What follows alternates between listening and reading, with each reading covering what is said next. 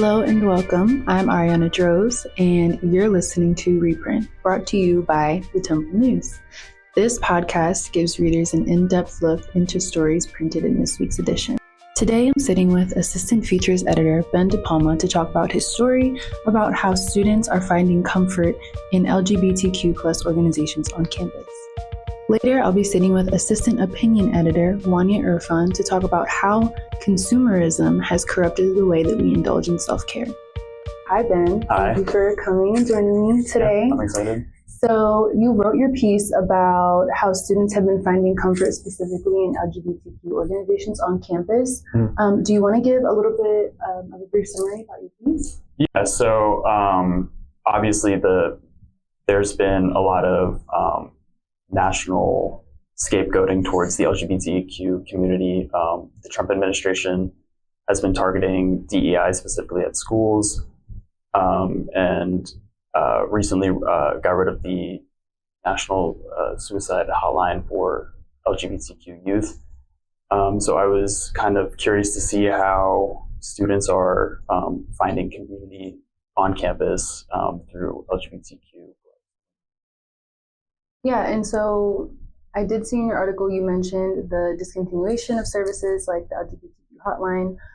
So when you were doing research and talking to people for this piece, did you find that there were campus organizations or anything within the university that are responding to these cutbacks and kind of helping with mental support and community support on campus? Yeah, so one club that I talked to Alexander Miller, the leader of, or the organizer of Honors Queers, and he was saying that basically they're planning events throughout the year for community building, such as they were planning to do a thrift for gender-affirming clothing and movie nights and host a number of different speakers. So that sort of thing, I think I've heard a lot of. Yeah. Are there any events that you found that students can look forward to or that they might want to know about so that those who do want to get involved might be able to find their community? Yeah, I did find that there was in October, the school is actually hosting National Coming Out Week. So there's going to be a number of different speakers on campus, and I think there's a festival. Not exactly sure where it's being hosted. I couldn't find the information on the website, but that's through the Ideal office, right? Yeah, it's through Ideal. So that's coming up, and then there's also just different clubs are hosting meetings coming up and different events and speakers. So I mean, if anyone's interested in getting involved, I would definitely recommend just going to a club meeting and looking into what they have coming up. Cool. And now I'm here with Assistant Opinions Editor Wanya Irfan. Thank you for coming in and joining me today. So the piece that you wrote discusses how self-care has been kind of infiltrated by social media and consumerism, and it's kind of been overcapitalized. And do you want to just give us a brief summary about what you wrote?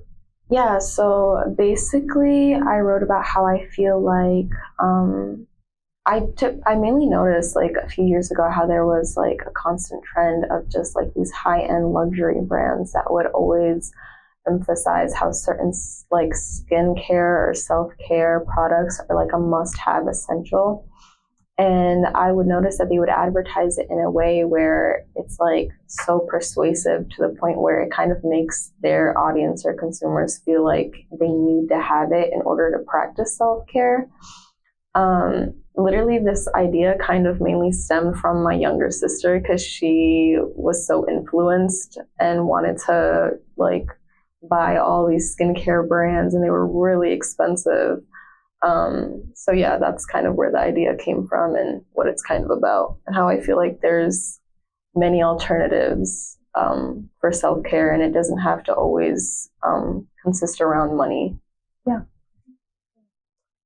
So you interviewed a few students and they expressed the importance of mindfulness and sustainable practices. How do you think that students can shift their approach, and do you think that Temple University offers resources to help with that?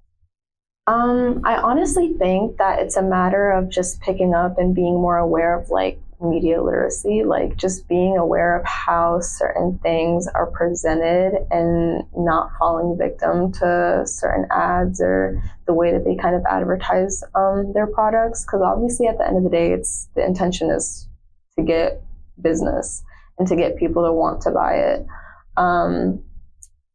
I think that Temple offers definitely a fair amount of like clubs and stuff that I've personally heard of. Like there's like an Active Minds club, I'm pretty sure, where they kind of just like do certain things to kind of like de-stress and kind of like take care of like your mental health. So I would definitely say Temple offers opportunities to take care of yourself. Cool.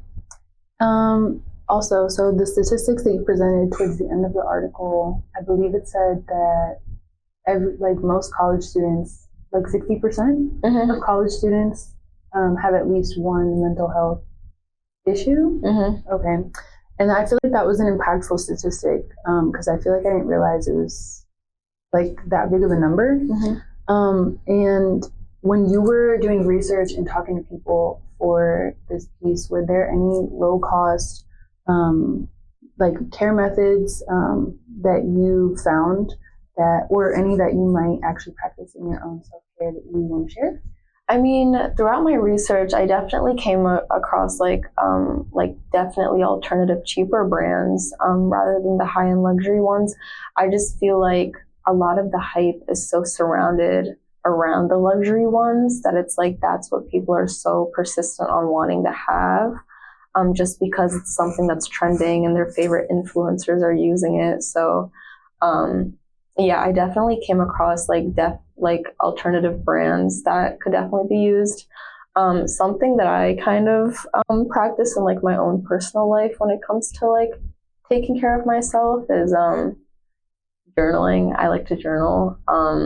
When it comes to like skincare, I use like your typical like CeraVe and like those typical like lower cost brands, but yeah, that's about it.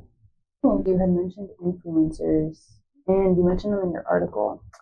So what do you think of like self-care influencers? Like, do you think that it's kind of like that it's like a trap, or like that they're genuinely trying to help people? Like I know that that's their job and like they're making money off of influencing people, and they probably get like percentage of whatever people buy with their code.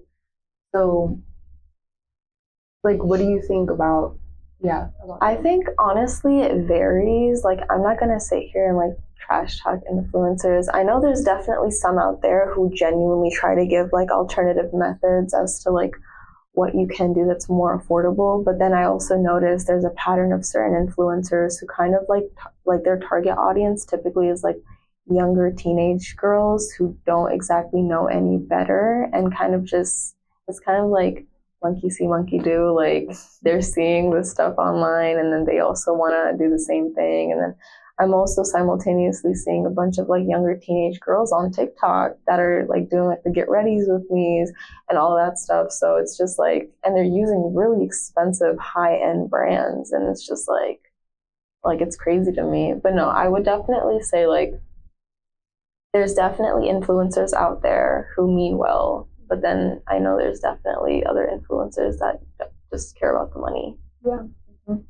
I think that this too brings up like the larger conversation of how social media disproportionately affects young women and how it affects our mental health in really negative ways. So I think it's really important that you bring up this conversation about how like just because you see something that someone else is doing that's their self-care doesn't mean that it has to be yours, and you don't have to spend hundreds of dollars to be fulfilled in that way. Yeah, exactly. I think my point in trying to bring up like the article topic was because I didn't want something like that to become so normalized for younger women. Just because I have like a little sister, and so obviously like I didn't want that to become like a normalized thing for her. So I wouldn't want it to have like, I should not be seeing like younger women on my For You page using like anti-wrinkling cream when they don't need it in the first place. Right. Like it's just certain things like that that I pick up on, and it's just like, that's crazy to me. Yeah. Was there anything else that you wanted to expand on or touch on? Not really. I think that's just about it. That's mainly what I kind of covered in the column. It all kind of just persists back to like the Sephora kit epidemic. Like, Yes, I remember that. yeah, it's all kind of just around that. But yeah, that's about it. Thanks so much for coming in. Yeah, of course. Anytime. Thank you for joining me for this week's episode of Reprint. Catch these stories and many more on our website at www.temple-news.com. You can also keep up with all things TTN on our social media at The Temple News on all platforms. See you next time.